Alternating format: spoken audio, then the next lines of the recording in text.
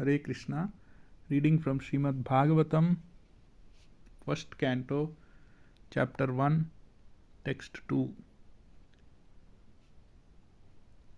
Dharma projita kaitavotra paramo nirmatsarānam satam vedyam vastavamatra vastu shivadam tapatrayonmūlanam श्रीमद्भागवते महामुनिकृते किं वा परैरीश्वरः सद्यो हृदि अवरुध्यते अत्र कृतिभिः शुश्रुभिस्तत्क्षणात्.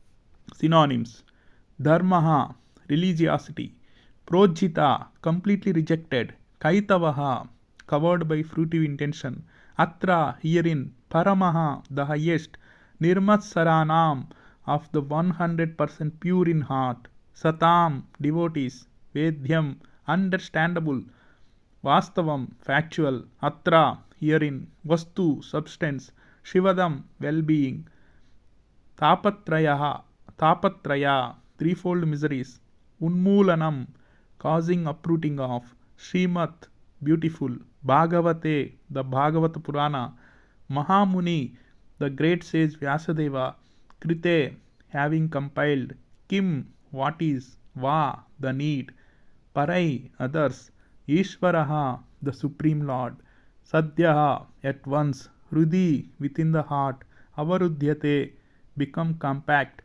Atra, herein; Kritibihi, by the pious men; Sushubhihi, by culture; Tatkshanat, without delay. Translation and purport by His Divine Grace Abhay Charanaravind Bhaktivedanta Swami Srila Prabhupada. Jai Srila Prabhupada. Translation: completely rejecting all religious activities which are materially motivated, this Bhagavata Purana propounds the highest truth, which is understandable by those devotees who are fully pure in heart. The highest truth is reality distinguished from illusion for the welfare of all. Such a truth uproots the threefold miseries. This beautiful Bhagavatam, compiled by the great sage Vyasadeva in his maturity, is sufficient in itself for God realization. What is the need of any other scripture? As soon as one attentively and submissively hears the message of Bhagavatam, by this culture of knowledge, the Supreme Lord is established within his heart. Purport: religion includes four primary subjects, namely pious activities, economic development, satisfaction of the senses, and finally liberation from material bondage. Irreligious life is a barbarous condition. Indeed, human life begins when religion begins. Eating, sleeping, fearing, and mating are the four principles of animal life. These are common both to animals and to human beings, but religion is the extra function of the human being. Without religion, human life is no better than animal life. Therefore, in human societies, there is some form of religion which aims at self-realization and which makes reference to man's eternal relationship with God. In the lower stages of human civilization, there is always competition to lord it over the material nature, or in other words, there is a continuous rivalry to satisfy the senses. Driven by such consciousness, man turns to religion. He thus performs pious activities or religious functions in order to gain something material. But if such material gains are obtainable in other ways, then so-called religion is neglected. This is the situation in modern civilization. Man is thriving economically, so at present he is not very interested in religion. Churches, mosques, or temples are now practically vacant. Men are more interested in factories, shops, and cinemas than in religious places which were erected by their forefathers. This practically proves that religion is performed for some economic gains. Economic gains are needed for sense gratification. Often, when one is baffled in the pursuit of sense gratification, he takes to salvation and tries to become one with the Supreme Lord. Consequently, all these states are simply different types of sense gratification. In the Vedas, the above mentioned four activities are prescribed in the regulative way so that there will not be any undue competition for sense gratification. But Srimad Bhagavatam is transcendental to all these sense gratificatory activities. It is purely transcendental literature which can be understood only by the pure devotees of the Lord who are transcendental to competitive sense gratification. In the material world, there is keen competition between animal and animal, man and man, community and community, nation and nation. But the devotees of the Lord rise above such competitions. They do not compete with the materialist because they are on the path back to Godhead, where life is eternal and blissful. Such transcendentalists are non envious and pure in heart. In the material world, everyone is envious of everyone else, and therefore there is competition. But the transcendental devotees of the Lord are not only free from material envy, but are well wishers to everyone, and they strive to establish a competitionless society with God in the center. The contemporary socialist conception of a competitionless society is artificial because in the socialist state there is competition for the post of dictator. From the point of view of the Vedas or from the point of view of common human activities, sense gratification is the basis of material life. There are three paths mentioned in the Vedas. One involves fruitive activities to gain promotion to better planets. Another involves worshipping different demigods for promotion to the planets of the demigods. And another involves realizing the absolute truth and his impersonal future and becoming one with him. The impersonal aspect of the absolute truth is not the highest. Above the impersonal feature is the Paramatma feature, and above this is the personal feature of the absolute truth or Bhagavan. Srimad Bhagavatam gives information about the absolute truth in his personal feature. It is higher than impersonalist features. It is higher than impersonalist literatures and higher than Jnanakanda division of the Vedas. It is even higher than the Karmakanda division and even higher than the Upasana Kanda division, because it recommends the worship of the Supreme Personality of Godhead, Lord Sri Krishna.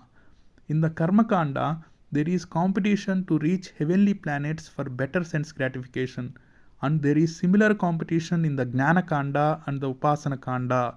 The Srimad Bhagavatam is superior to all of these because it aims at the supreme truth, which is the substance or the root of all categories. From Srimad Bhagavatam, one can come to know the substance as well as the categories.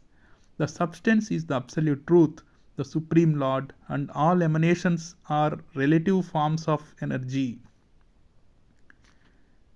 Nothing is apart from the substance, but at the same time, the energies are different from the substance. This conception is not contradictory. Srimad Bhagavatam explicitly promulgates this simultaneously one and different philosophy of the Vedanta Sutra, which begins with the Janmadi Asya, Srimad Bhagavatam 1.1.1 Sutra. This knowledge that the energy of the Lord is simultaneously one with and different from the Lord is an answer to the mental speculators' attempt to establish the energy as the absolute. When this knowledge is factually understood, one sees the conceptions of monism and dualism to be imperfect. Development of this transcendental consciousness, grounded in the conception of simultaneously one and different, leads one immediately to the stage of freedom from the threefold miseries. The threefold miseries are those miseries which arise from the mind and body, 2. Those miseries inflicted by other living beings, and 3. Those miseries arising from natural catastrophes over which one has no control. Srimad Bhagavatam begins with the surrender of the devotee unto the absolute person. The devotee is fully aware that he is one with the absolute and at the same time in the eternal position of servant to the absolute. In the material conception, one falsely thinks himself the lord of all he surveys, and therefore he is always troubled by the threefold miseries of life. But as soon as one comes to know his real position as transcendental servant, he at once becomes free from all miseries. As long as the living entity is trying to master material nature, there is no possibility of his becoming servant of the Supreme. Service to the Lord is rendered in pure consciousness of one's spiritual identity. By service, one is immediately freed from material encumbrances. Over and above this, Srimad Bhagavatam is a personal commentation on the Vedanta Sutra by Sri Vyasadeva. It is written in the maturity of his spiritual life through the mercy of Narada. Sri Vyasadeva is the authorized incarnation of Narayana, the personality of Godhead. Therefore, there is no question as to his authority. He is the author of all other Vedic literatures. Yet, he recommends the study of Srimad Bhagavatam above all others. In other Puranas, there are different methods set forth by which one can worship the demigods, but in the Bhagavatam, only the Supreme Lord is mentioned. The Supreme Lord is the total body, and the demigods are the different parts of that body. Consequently, by worshipping the Supreme Lord, one does not need to worship the demigods. The Supreme Lord becomes fixed in the heart of the devotee immediately. Lord Chaitanya Mahaprabhu has recommended the Srimad Bhagavatam as the spotless Purana and distinguishes it from all other Puranas. The proper method for receiving this transcendental message is to hear it submissively. A challenging attitude cannot help one realize this transcendental message. One particular word is used herein for proper guidance. This word is Shushrusu. One must be anxious to hear this transcendental message. The desire to sincerely hear is the first qualification. Less fortunate persons are not at all interested in hearing this Srimad Bhagavatam. The process is simple, but the application is difficult. Unfortunate people find enough time to hear ideal social and political conversations, but when invited to attend a meeting of devotees to hear Srimad Bhagavatam, they suddenly become reluctant. Sometimes professional readers of the Bhagavatam immediately plunge into the confidential topics of the pastimes of the Supreme Lord, which they seemingly interpret as sex literature. Srimad Bhagavatam is meant to be heard from the beginning. Those who are fit to assimilate this work are mentioned in this shloka. One becomes qualified to hear Srimad Bhagavatam after many pious deeds.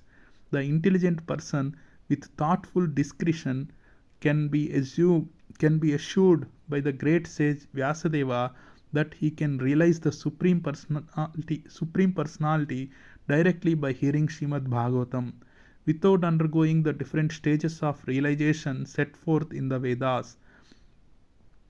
One can be lifted immediately to the position of Paramahamsa simply by agreeing to receive this message.